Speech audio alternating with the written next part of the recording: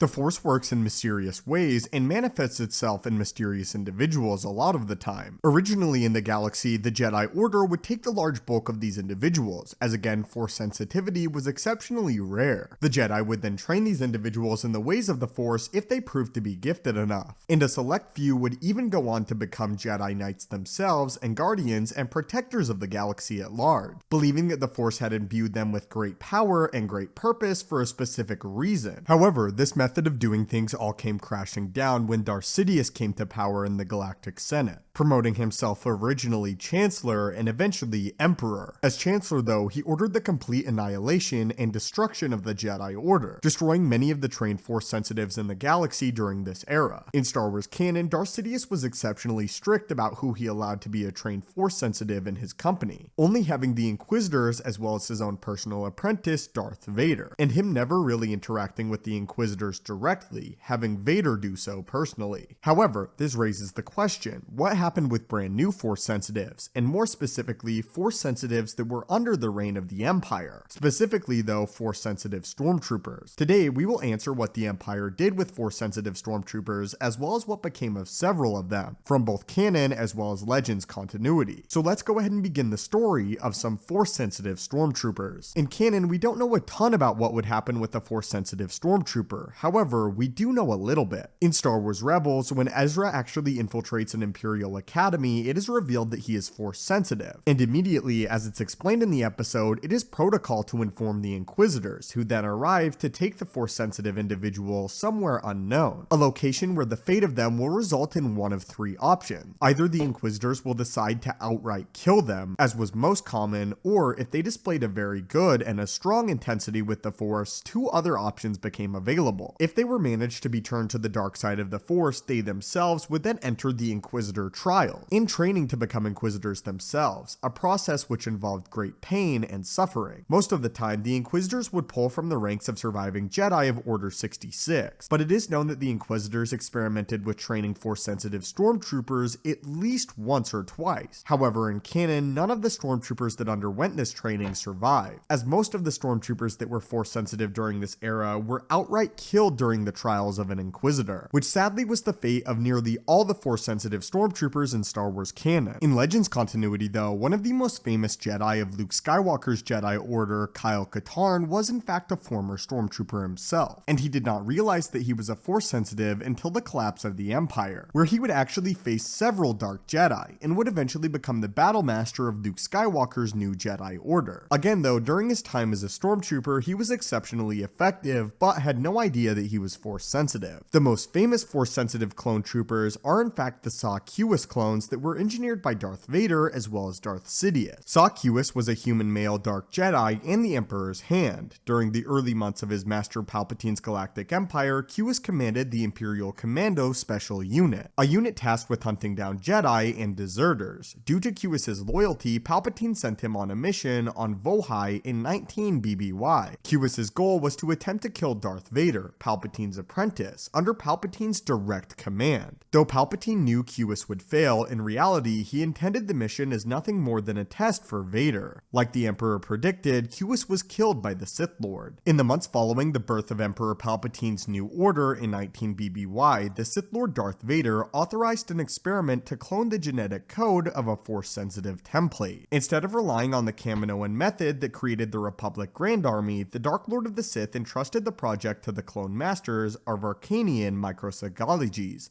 a company known for their use of Spari cloning Syndrels. The genome itself was the Dark Jedi Saw Qus who we previously discussed. Darth Vader had actually been impressed with Saw Qus's lightsaber dueling skills when he confronted him, and also determined that if need be, Darth Vader could corral Saw Qus if he ever came into conflict with any of his clone template, believing Saw Qus was the perfect template to clone his Force-sensitive Stormtroopers. Prior to his death, Saw Qus refused to admit that the one who ordered Darth Vader's death was Vader's own master, although Vader had already deduced that Palpatine sent Cuis to kill him as a test in his training. Far from being vexed by Cuis's lack of cooperation, Vader respected his clear sense of duty as the Emperor's hand, something Cuis had been unwilling to break even with the promise of being spared from execution at the hands of Vader's lightsaber. It was Vader's hope that these clones of Saw Cuis would retain his loyalty as well as their connection to the Force, and other qualities such as loyalty and courage. After more than a year of replicating the Cuis genome, Arcanian scientists had produced 6 prototype clones of Saw Cuis, fully grown and trained as an Imperial Stormtroopers. Although they wore the same standard armor as clone infantry units of the Stormtrooper Corps, the Cuis clones were armed with a red-bladed lightsaber instead of the E11 blaster rifle as was standard. Still though, the clones had completed their normal training as Stormtroopers. In addition to their skills in melee combat, the clones also learned to harness their inherent Force abilities, enabling them to utilize telekinetic techniques, although nothing too advanced was ever taught to them, again in an effort to curb their power as the Dark Lord of the Sith Darth Vader required. After their maturation stage was completed, the Cuis clones received their training at an Imperial Training Center located on the planet of Yachor. Both Emperor Palpatine as well as Darth Vader closely monitored the development of the Cuis clones, but most of their practical instruction was handled by the Hand named Shivan, who himself had been trained in the dark side of the Force and was formidable. Palpatine and Vader were so invested in the clones because they believed that one day they could create an entire army of Force-sensitive troopers, and these 6 prototypes were very important to the Emperor as well as his apprentice. The 2 Sith Lords personally oversaw the Saw Cuis clones during the final stage of their trials. They demonstrated their lightsaber skills against each other as well as Darth Vader, while the Emperor observed their performance. The final test in their training was a match that pitted each of the 6 Cuis clones against a clone of Lieutenant Irv Lakoff, one of Vader's most trusted officers. The Cuis clones were disarmed of their lightsabers, and given that the contest was a non-lethal exercise, although they quickly proved that their Force abilities were more than sufficient in defeating the clones of an ordinary template. The Emperor was sufficiently pleased with the results of his new Force-sensitive Stormtroopers, and instructed Vader to place an order with the Arcanians for an entire battalion of Cuis clones. As both Sith Lords departed Yachor for the Imperial Center, the Cuis clones accompanied them as their newest members of Darth Vader's 501st Legion. While Palpatine and Darth Vader speculated on the advantages of cloning an entire army from the Cuis template during their return to the Imperial capital, the Dark Jedi who had trained them, Shivan, rebelled against the Emperor, revealing the traitorous intentions that he had been harboring since the discovery of Palpatine's other hand, Saw Cuis, becoming jealous of him and his power, believing himself prior to be the only member of Darth Sidious's hand. Of course, discovering and becoming aware that he was not the only Dark Jedi assassin in the Emperor's employment, as he had been led to believe by Darth Sidious, Shivan felt that his loyalty had been repaid with this massive deception. In his time as the personal trainer of the Cuis clones, the Hand secretly co-opted their allegiances, ensuring that they would fight for the one who trained them rather than the 2 Sith Lords that merely commissioned their creation, creating a bond with the Cuis clones. The insurrection came as a great surprise to the Imperials, with the exception of the Emperor, whom Vader observed to be suspiciously calm during the situation. All of the personnel aboard Palpatine's class TA-5 shuttle were caught completely off guard, and were unable to prevent the Cuis clones from seizing control of much of the vessel. Yet despite their demonstrated superior skills against non-Force wielders, both during training exercises and the Shivan Rebellion, none of the Cuis clones were able to defeat Darth Vader in combat. The Dark Lord, with the aid of Lakoff's clone troopers, engaged the X-Hand and Cuis clones in lightsaber combat, with many of the clones armed with flamethrowers. The Lakoff clones burned 4 Cuis clones, the remaining 2 were force-choked by Darth Vader. Shivan fought Vader alone in a brief duel, but was ultimately killed when he was cut in half from shoulder